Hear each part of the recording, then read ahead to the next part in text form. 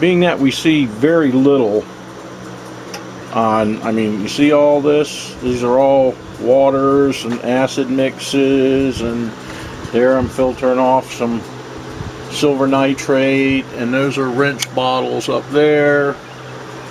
And over here, what I am actually doing is, this is my copper nitrate rinse water after I drop the silver out of it. Now it still has, this is from contacts, so there's going to be some other heavy metals with the copper, probably a little bit of cadmium and stuff that is not really good for the environment. And you generate quite a bit of this rinse water because you have to clean this stuff, you know, before you can melt it, so you got to rinse it off. And instead of trying to neutralize, I just want to show you this because a lot of, like I said, a lot of people, we make these videos, especially us refiners, and we never really say what to do with, you know, your wastewater. You know, a little bit once in a while we'll show you, like out there you see on the table I've got a big jar dropping the copper out. But what I do is I reduce the volume of this rinse water. So between these two jars we're looking at probably a gallon, you know, gallon and a half of wastewater that has copper in it that you don't want to dump out even if you neutralize it. So I keep this one little coffee pot.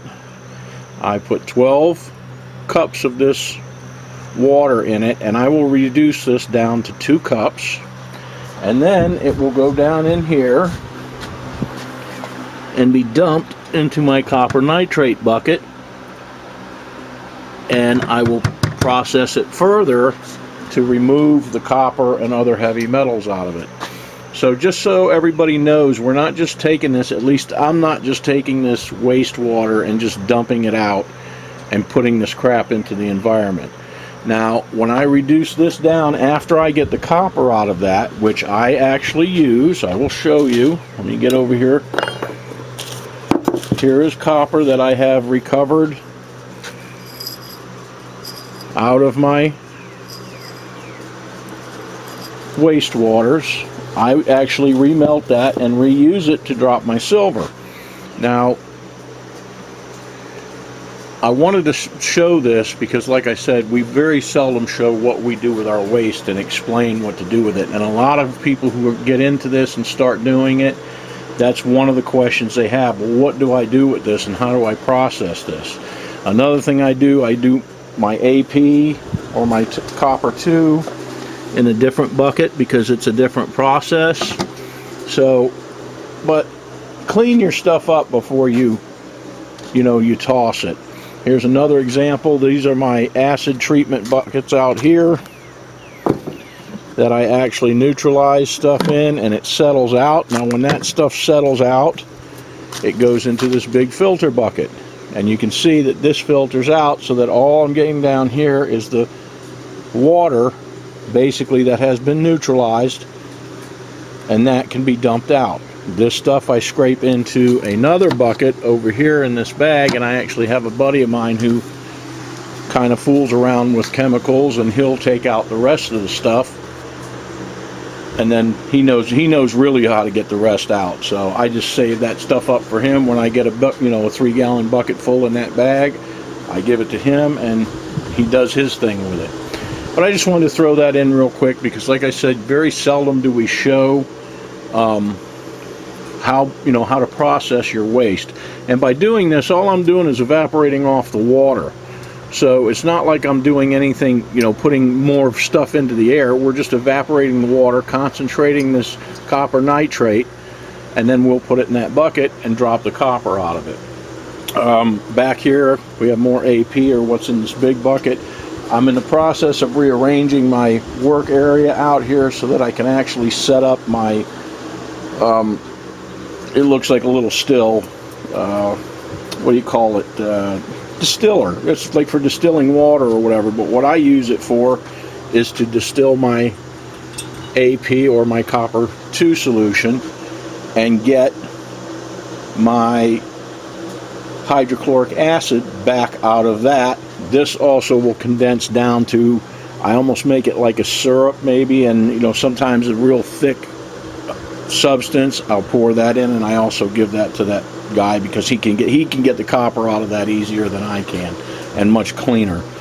So, but I do also try to reuse as much stuff as I can reuse, and that's the whole object of it. I just wanted to throw that in because, like I said, very seldom do we say, talk about our wastewater, which we create a lot of.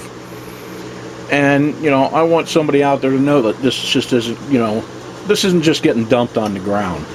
So, alrighty guys, we'll get back at you in a little while. Today we're going to do something a little bit different.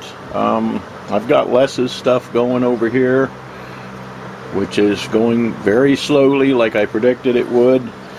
But I know you all have heard me in the past talk about cleaning up my AP and how I do it. And what I actually do is I re-distill out the water, and then at the end of the water coming out, the hydrochloric acid will come out, and if you watch it, you'll be able to tell when the acid starts coming through the condenser.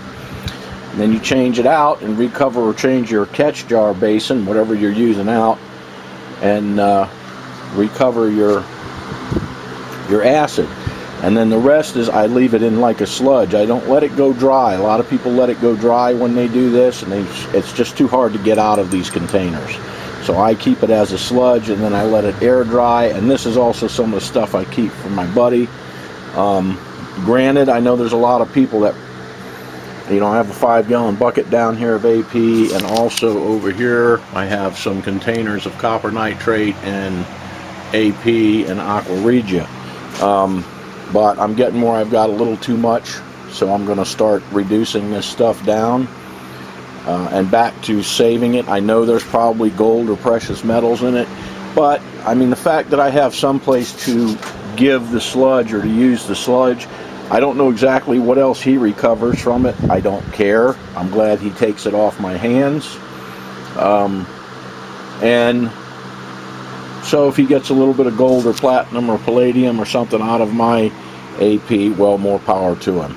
So anyway, let me get the camera set up, and we're going to go ahead and I'm actually going to do it a little bit different this time. I'm going to set it up, on kind of a hanger thing. But that's what we're going to do today. We're going to actually start distilling out some of this AP and recovering our hydrochloric acid, which also may come in handy because, like I said, I don't know if I'm going to be able to get any hydrochloric anytime soon. In fact, any acids anytime soon. So we'll get back at you when we are ready to start doing this. I'm going to go ahead and get this thing built or set up or whatever you want to call it, and then we'll get back at you. Okay guys, we have got this set up. I just wanted to show you basically how it works before we fill it up and we start doing any distilling. But what this is this is just play sand in here. Naturally, this is 1,000 milliliter 2440 connecting flask. I have it in this sand because it is a round bottom, but also that sand will distribute the heat better. And what we are coming up into is an elbow, then our condenser, which our condenser is filled with water. And then I have here a little cooler. This is where our distilled water and our acid will come out right here. I'll have a beaker sitting here. And as you can see in here, we have a cooler, which has a water return and a small pump. What I'll do is I'll put some ice in here. I normally have ice packs, but I didn't have them frozen. So I'll actually put some regular ice in there. I left a little room for ice. And then what we're going to do is we are going to take, let's just say for an example, this jar of AP back here. What I'll do is I'll take, this holds 1,000 milliliters. I'm not going to fill it. I'm only going to do about 600. So what I'm going to do is take 600 milliliters of that AP, or actually a total of 600 milliliters. I'm going to take 300 milliliters of AP, and I'm going to take 300 milliliters of regular water, and I'm just going to mix them together to make sure that my ratios will be correct for distilling out my acid. And then we're going to fire this up and turn it on and let it do its job. So this is a very long process as well. You kind of have to stay out here with it. We do have a blow-off vent here in case too much pressure. If we get it too hot in here, it will actually blow through the tube and blow out here instead of exploding, which is nice. So in any case, we are going to go ahead and mix us up some solution to put in there. We're going to turn this on and start heating it up. I've got to get some ice in this little chest, and we're going to start distilling out our HCl from our AP. So we will be back at you guys in just a bit. Okay guys, I've got us our first catch beaker under here. I've got some ice. I'm going to go ahead and add some ice to our recirculating water.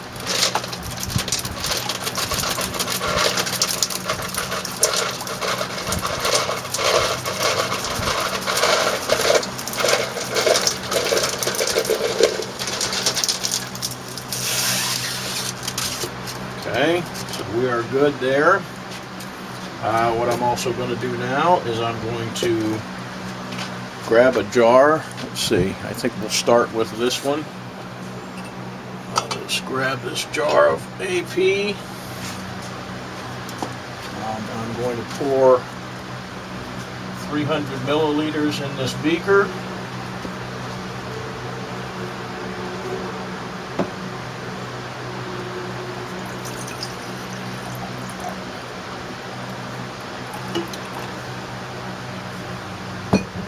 So we have 300 mils of AP. I'm going to pour that in here. And I'm going to put 300 mils of water.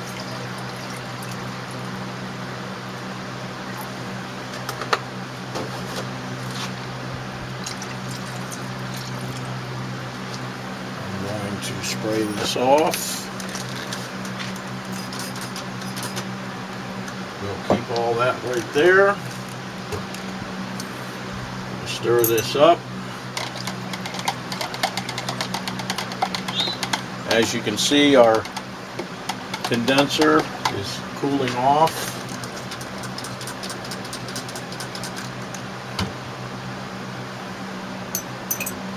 I'm going to take this off for just a second and rest it right here.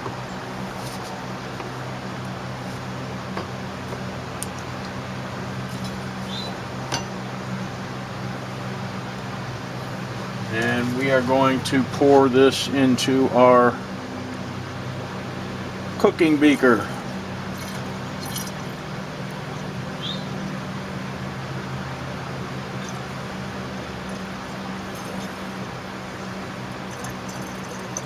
And so the first thing we will actually be distilling off of this will be our water, and then we'll start to see a little bit of a distortion start in our catch beaker over here.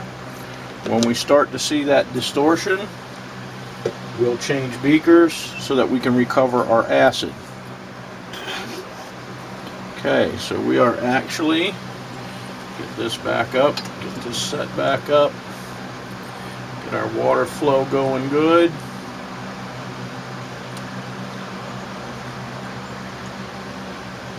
Make sure everything's lined up properly. Got a good flow of water. And we're going to turn this on and gradually let it heat up. I hope you were able to pretty much see all that. I know I was standing in front of a lot of things when I was doing it, but what we have is our pot that we're going to put our AP in. It's going to condense, go through this condenser. It's going to drip out first over in this beaker over here. It's going to drip out our water. Then when it starts to distort, we will know that we are getting acid, and we will change our flask out. So I will get back at you guys in a little while when this thing gets warming up and doing its thing. Okay guys, I just wanted to show you that the process has started. We are actually getting a flow down, and we are just at the beginning of getting some drops falling into the jar, or into our catch jar. So the first thing that's going to be coming off, like I said, is going to be water. I still have ice in our container here. Every so often I, drain some water out and put some more ice in it.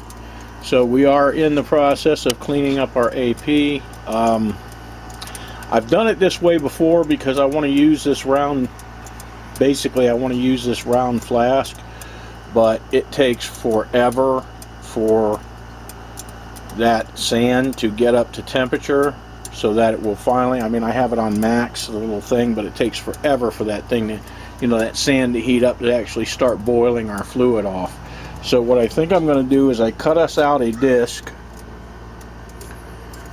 of metal, because that is like a regular eye burner on a stove, and I have this 1,000 milliliter flat bottom beaker, and I think if we put that thing there right on top of that burner, we're going to have just about the same height that we have set up here for our condenser, and it's going to get hot a lot faster. So anyhow, I'm going to let this first batch go ahead and play out. Like I said, we are finally getting some water to distill out.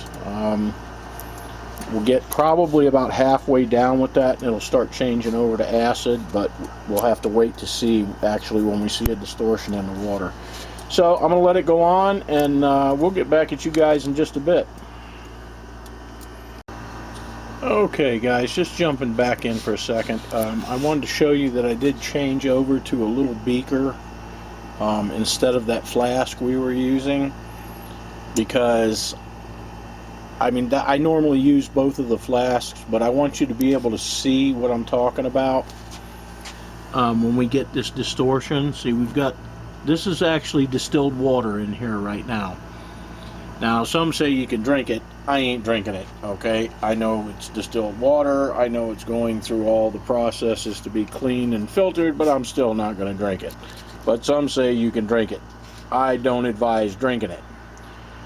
But anyhow, we are going through. If you want to drink something, drink one of these. There you go. That'll keep you happy. Drink one of those. But we're going to let this get a little more in it. Like I said, it's actually going to be about half of this before we start actually getting to the acid. Everything is working properly right now, other than the fact that, like I said, I'm going to change over to a flat bottom beaker, because it just takes forever for this thing to heat up. Now that the sand is hot, though, I'm going to continue to use it. But when this gets up a little bit, probably when it gets up to about here, we may be able to start actually seeing a distortion in the fluid, and that's when you know you're distilling acid. So I'm going to let this go on. I just wanted to show you that I did change it over to this because it's a smaller, a little bit smaller beaker than, that bottom of that flask, and it's going to be easier for us to see that distortion in here when it starts happening. So I will get back to you guys when we actually start dropping out some acid. So we'll be back at you in just a bit.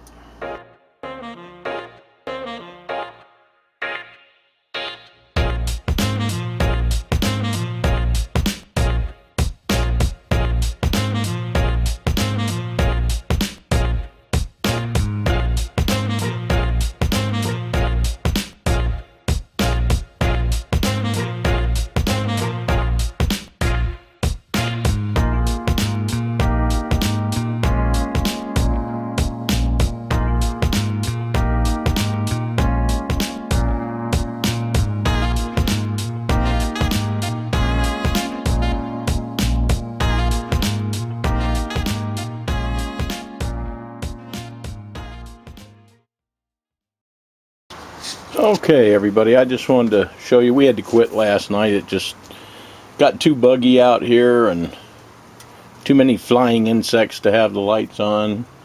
So I just wanted to show you that I did get everything changed over. I actually changed out this burner to a more efficient burner. So now we have our flat bottom flask. Things should go a little bit faster this way. I don't have to wait for that sand to heat up. So we've already loaded our ice in our pump box, and we are already cooling off our condenser. This should come up to temperature a lot faster than the other. So I'm going to go ahead and run this through and see if I can show you what it looks like in here when we start getting the acid, so you can see that. And then we'll probably call this video. I still got a bunch of other projects going on over here, so I have plenty to do. So I'm going to let this go ahead and do its thing, and we'll actually get back at you when we start actually dropping some acid out of here. So we'll be back at you in a bit. I just want to show you, just in a matter of a few minutes, our fluid has come up to temperature. We are already producing some droplets, where yesterday, I mean, and the other times that I've done this using the round flask that this setup actually came with, you know, it takes almost 2 hours for that sand to get completely hot. And also, this burner is a much more efficient burner. It's more even, so we're going to get an evener flow of temperature. So from now on, I'm going to use this burner and the flat bottom flask to do this, because I can already tell just by what's going on here that it's going to go much, much faster.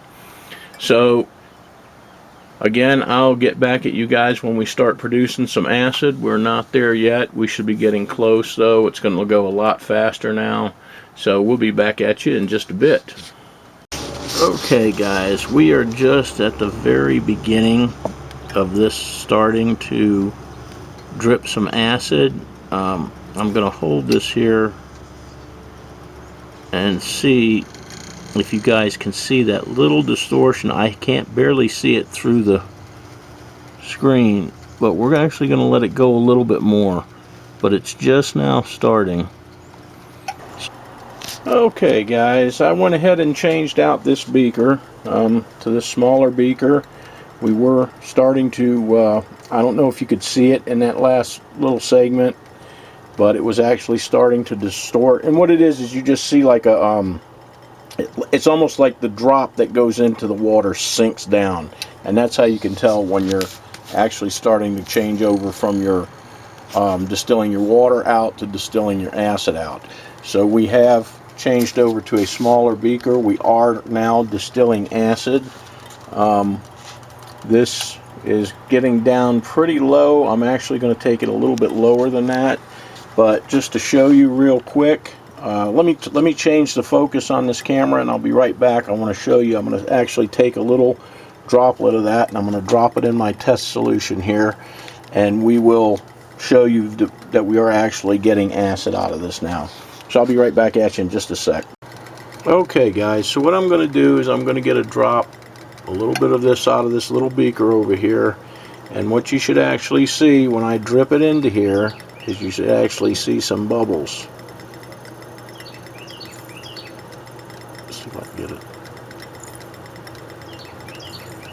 So that is actually telling us that we are distilling out our hydrochloric acid.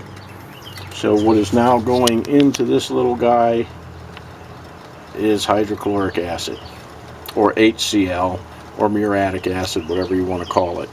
I'm going to actually let this go down a little bit further, and then I will show you how it looks where I stop, and then we will pretty much end this video. So I'm going to do one more segment after this, just to show you how far down I let this go. I do not let it go dry. Many people that do this let it go dry.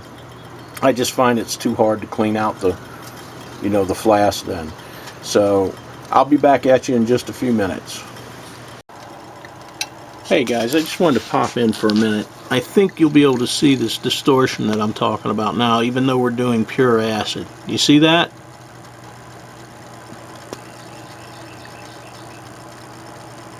How it falls like straight down, and there's a little, like a trail.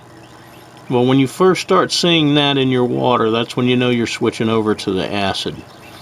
So anyway, that's what it looks like. I wanted to get it in here so I could, you know, so you could actually see it. And I figured it's as strong as it's showing in here now that we're into the pure acid, you'd probably be able to see that. But anyway, that's how it looks. I'll get back at you in just a bit. We're almost finished. We're going to let this go a little bit more, and then we are going to call it. So we'll be back at you in just a bit. Okay guys, we have gotten down to the nitty gritty. I'm actually going to turn that off now. As you can see, we're getting into where it's starting to get hard, and I actually don't want that. We've got approximately 150 milliliters more of hydrochloric acid that distilled out of this. Like I said, I just shut that off. So we recovered about 225 milliliters of hydrochloric acid, which is good. We have our 300 milliliters of water that we recovered from our first mix, which we will reuse. And up here we have our hydrochloric acid plus what's in this beaker. So you guys have seen me do it. You can see that it does work, and we're going to go ahead and call it, guys. So I hope you enjoyed the video. I hope this was of help. If somebody needed some information on what to do and how to process your waste material, and we'll catch you guys in the next video.